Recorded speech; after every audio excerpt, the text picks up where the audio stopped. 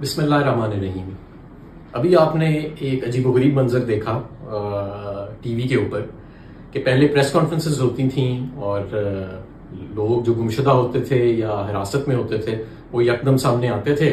اور آ کے اپنا بیان ریکارڈ کراتے تھے اور ایک وہ اسکرپٹ ہوتی تھی وہ پڑھتے تھے اور اس کے بعد وہ چلے جاتے تھے۔ آج اس کا ذرا فارمیٹ تھوڑا سا بدل دیا گیا، کیونکہ میرا خیال ہے کہ اس پچھلے والا جو فارمیٹ تھا اس پہ بڑا لوگوں کا رد عمل آ رہا تھا کہ یہ تو سارا کچھ ایک جبری ہے اور سارا کچھ، تو آج اس کو دکھانے کی کوشش کی گئی کہ شاید یہ بڑے اچھے ماحول میں اور والنٹیرلی ہو رہا ہے۔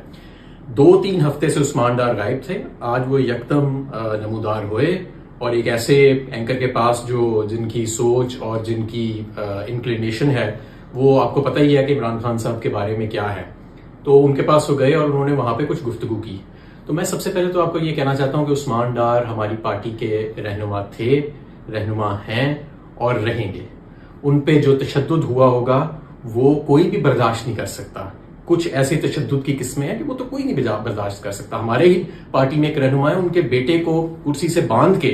ان کے بیٹے کی بات کرائی گئی اپنے والد سے کہ انہیں کہو کہ پریس کانفرنس کرے، اور اس وقت اس بیچارے پہ تشدد ہو رہا تھا۔ تو اس طرح کے بھی واقعات ہیں۔ آپ نے عمران ریاض خان کی حالت دیکھی کہ کس حالت میں ان کو لٹایا گیا۔ تو آپ اس لیے یہ بالکل عثمان ڈار جو ہے اس کو جج کرنے کی ضرورت نہیں ہے۔ عثمان ڈار جو ہیں وہ ہماری پارٹی کے لیڈر ہیں اور ان کی بڑی قربانیاں ہیں اور انشاءاللہ تعالیٰ رہیں گی۔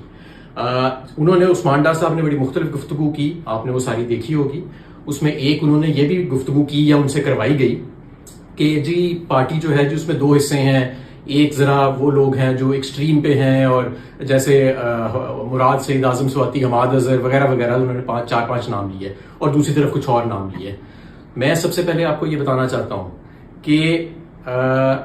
اگر کیونکہ مجھے تو انہوں نے شامل کیا نا کہ ان میں کہ جو ذرا ایکسٹریم ویو رکھتے ہیں، تو پھر مجھے تو پھر توقع کی جانی چاہیے کہ مجھے تو سب چیزیں معلوم ہوں گی۔ میں آپ کو حلفاً کہتا ہوں کہ عمران خان نے کبھی میرے سامنے کسی فوجی تنصیبات یا پرائیویٹ پراپرٹی یا پبلک پراپرٹی حملے کرنے کی نہ کبھی گفتگو کی، نہ کبھی کوئی مائنڈ سیٹ ایسا اپنا دکھایا، نہ کبھی انہوں نے ہمیں یہ بات کی، نہ ہی کبھی میں نے اس کی کسی قسم کی پلاننگ دیکھی۔ یہ بالکل ایک بہت ہی غیر ذمہ دارانہ بیانیہ ہے جس کو انہوں نے بنانے کی کوشش کی ہے، جس نے بھی یہ کہلوایا ہے عثمان ڈار صاحب سے، اور ظاہر ہے کہ یہ سارا کچھ انہوں نے جبری طور پہ ان سے کہلوایا ہے۔ تو سب سے پہلے تو یہ بات بڑی واضح ہونی چاہیے، اور یہ میں اللہ کو حاضر ناظر جان کے حلفاً کہہ رہا ہوں کہ ایسی کبھی گفتگو میرے سامنے نہیں ہوئی، نہ عمران خان صاحب کی، نہ ہی کسی پارٹی کے اور کسی فرد کی، کہ کبھی یہ ایسی چیز جو ہے وہ سامنے آئی ہو۔ تو ایک چیز تو یہ واضح ہو جانی چاہیے۔ دوسری چیز میں آپ کو یہ واضح کرنا چاہتا ہوں کہ ہماری پارٹی کو بھی تقسیم کرنے کے لیے یہ ایک شوشہ جو ہے اس کو سمجھا جانا چاہیے۔ پوری پارٹی یکجا ہے، پوری پارٹی جو ہے وہ ایک نئے پاکستان کے لیے، اور ایک ایسے پاکستان جہاں پہ آئین کی اور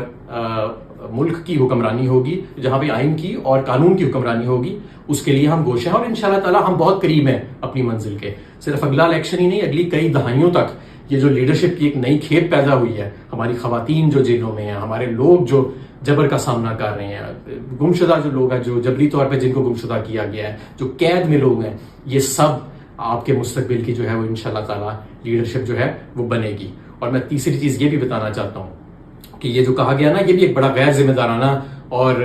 عجیب و غریب سا بیانیہ کہ جی ریاست بیانیہ مخالف عمران خان مائنڈ سیٹ بنا رہا تھا یا ان کے کوئی ساتھی بنا رہے تھے۔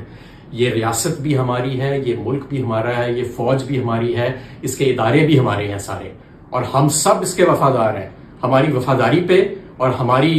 کسی قسم کی ایسی آپ غیر ذمہ دارانہ قسم کی گفتگو نہ کریں یا لوگوں سے کروائیں کہ جی یہ ریاست بیانیہ خلاف بیانیہ بنانے کی کوشش کی جا رہی تھی۔